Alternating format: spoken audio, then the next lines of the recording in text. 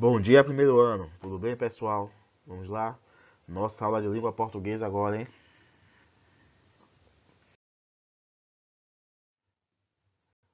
Hoje daremos continuidade ao nosso conteúdo adjetivo. Agora é a parte 2 desse assunto, certo? Continua na página 10. Dá uma folheada aí nessa unidade que você vai encontrar o restante desse conteúdo.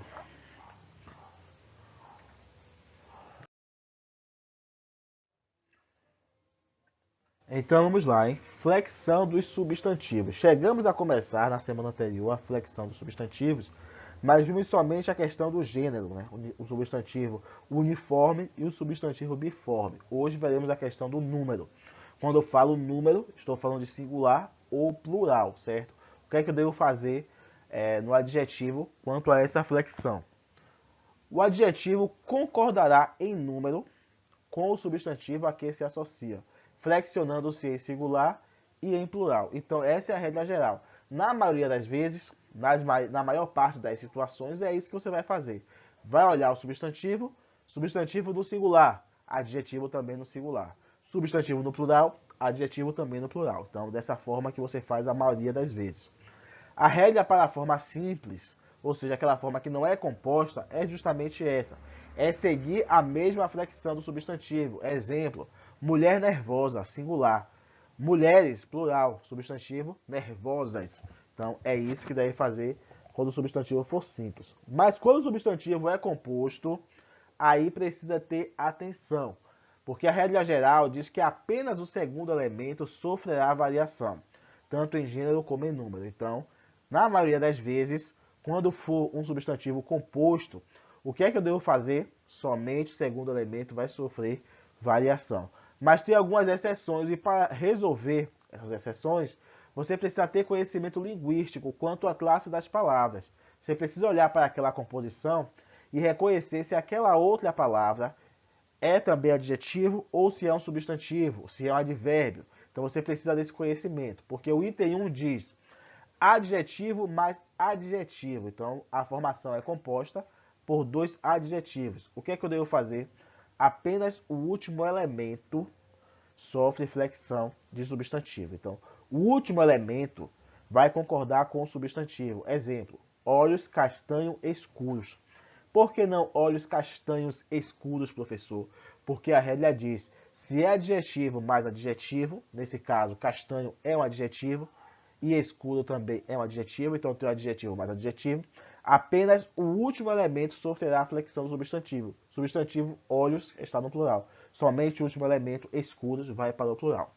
Mas existem exceções a essa regra. Por exemplo, a palavra surdo-mudo, apesar de ser uma composição de dois adjetivos, é uma exceção à regra, foge da regra, porque especificamente essa palavra é uma expressão que é totalmente variável. O que quer dizer isso? Quer dizer que se eu disser que são homens, aí eu devo dizer homens surdos mudos. Se forem mulheres, mulheres surdas mudas. Então essa palavra tem uma regra específica para ela, certo? Assim também como azul marinho e azul celeste, que são totalmente invariáveis, quer dizer que não se modificam de jeito nenhum. Então, vestidos azul marinho, blusas azul celeste. Mesmo os substantivos estando no plural, essas palavras não vão sofrer variação porque são totalmente invariáveis. Então, essas três palavras fogem à regra do item 1, certo? Mas as outras demais palavras, caso apareça adjetivo mais adjetivo, segue a regra do item 1. Item 2, adjetivo mais substantivo. Então você olhou e percebeu que aquela formação composta, o primeiro item é um adjetivo e o segundo item é um substantivo. O que é que eu devo fazer, professor? Os dois elementos são invariáveis, não sofrem alteração. Saias verde-oliva. Ah, mas não fica estranho? Saias, se são saias, como é que é verde-oliva? Não seriam verdes-olivas ou verde-olivas? Não, a regra diz, a gramática é feita de regras, hein? Os dois elementos são invariáveis, não sofrem variações. Por quê? Porque é um adjetivo e um substantivo. Terceiro item, cor. Você vai ter primeiro o item, vai ser uma cor, não importa qual seja a cor. Depois você vai ter a preposição de e em seguida um substantivo. Então pode acontecer Quando nós dizemos, por exemplo, cor de rosa. Então, cor de rosa. Se está no singular, é vestido cor de rosa. E se for para o plural, é vestidos cor de rosa. Porque ali é cor mais o de mais o substantivo que é rosa. E a regra diz, são elementos invariáveis. Então você não diz vestidos cores de rosas, nem vestido cor de rosas. Não, você não faz isso. Porque os elementos são invariáveis, fica vestidos cor de rosa, certo? Assim acontece também com outras palavras, como cor do céu, cor de esmeralda, que não vai ser modificado. Grau do adjetivo, vamos entender um pouco sobre grau do adjetivo. Então, a expressão que pode dar intensidade ao adjetivo é chamado de grau do adjetivo. Quando nós intensificamos, como acontece com o substantivo, que ele tem um aumentativo e tem um diminutivo, o adjetivo também tem os seus graus, certo? E pode ser comparativo e pode ser superlativo. O comparativo já diz que vai estabelecer uma comparação entre dois elementos ou qualidades desses dois elementos. Como é que pode ser o comparativo? Eu percebi que ela é comparativo. Só isso, professor? Não. Tem que dizer se é comparativo de superioridade, comparativo de igualdade ou comparativo de inferioridade. Quando o primeiro elemento é superior ao segundo elemento, é superioridade. João é mais alegre do que Pedro. Então a alegria de João é maior do que a de Pedro. Geralmente se usa essa composição do mais do que ou mais que. Já comparativo de igualdade, vamos igualar os dois termos. João é tão alegre quanto Pedro. Então a igualdade da alegria entre João e Pedro. Para isso é utilizado o tão quanto. E o comparativo de inferioridade, o primeiro elemento vai ser inferior em alguma coisa ao segundo elemento.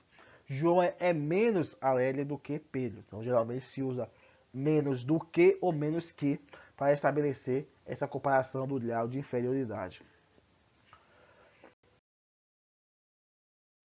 Mas também temos o grau superlativo. O grau superlativo, que é o grau que indica que a qualidade atribuída está num grau mais elevado ou muito mais intenso em relação ao substantivo. O grau superlativo pode ser absoluto, certo?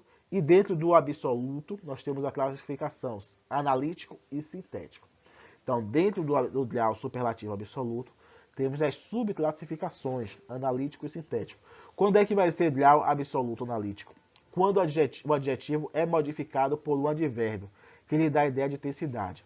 Então, dizer que o suco está muito, o advérbio muito gelado, apresenta uma intensidade quanto ao suco está gelado. Então, o suco está gelado, sim, mas o suco está muito gelado, é mais intenso.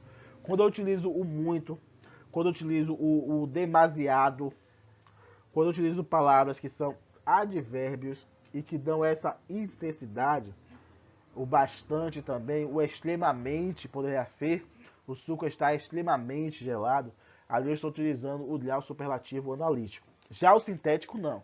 O sintético nós temos a questão do sufixo, lembra? Então vai ser adicionado um sufixo à palavra. O suco está geladíssimo. Esse íssimo é um sufixo que intensifica a relação, o fato do suco estar gelado. Está agora geladíssimo, certo? E aqui no módulo traz uma tabela, como de fácil é facílimo, de feliz, felicíssimo, certo? E muitos outros que vocês têm que ter isso em mente, porque vai ser cobrado na avaliação de vocês. Também temos dentro do grau superlativo, nós temos o superlativo relativo. O relativo é quando a qualidade de um ser é intensificada em relação a um conjunto de ser, ou seja, aquele ser se destaca, certo? Com intensidade em relação a outro grupo de seres. Por essa razão, essa relação desse grupo pode ser de superioridade ou de inferioridade. Então vamos lá entender. Clara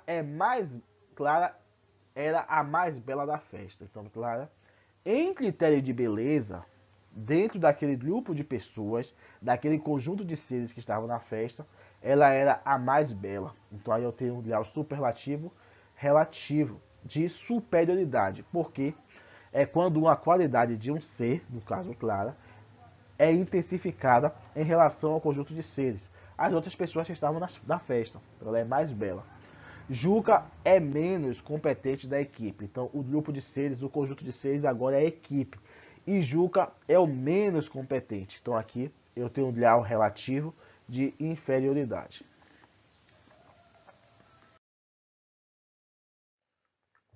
Então aí só de adjetivo já temos assunto para fazer até um teste, uma prova se quisermos, hein? Então estudem adjetivo bastante. Atividade para casa, páginas 20 e 21. Valeu, gente. Tchau, tchau. Qualquer dúvida, falem comigo.